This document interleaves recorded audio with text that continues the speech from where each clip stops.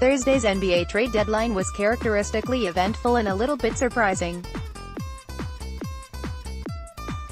Several players moved who were expected to, while others who we thought would be on their way out stayed put.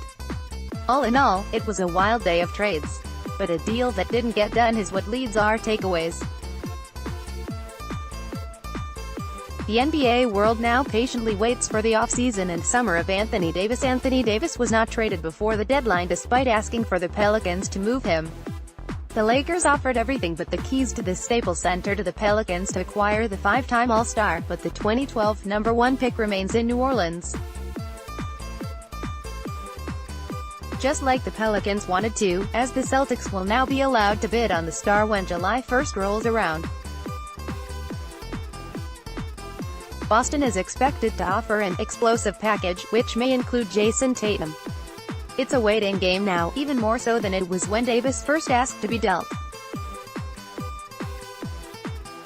Philadelphia finally gave up on Markelle Fultz. Markelle Fultz's tenure with the 76ers was an eventful one as he came in with high expectations, then developed an odd hitch in his shot and ultimately was shut down with a shoulder injury.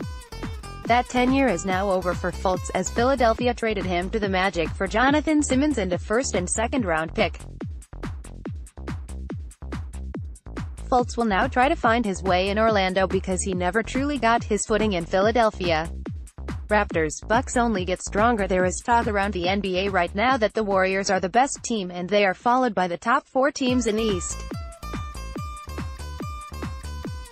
It may be hard to argue that after Thursday.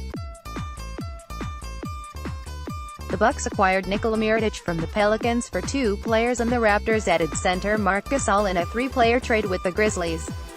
Both players are very interesting additions to both squads as they can stretch the floor, which gives space to Giannis Antetokounmpo in Milwaukee and even more options for Kyle Lowry and Kawhi Leonard.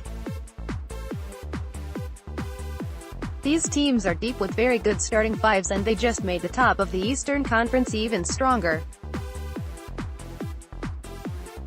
Trade deadline, Part 2. The trade deadline may be over, but there is still likely to be a lot of movement in the next few days and that will center around the buyout market.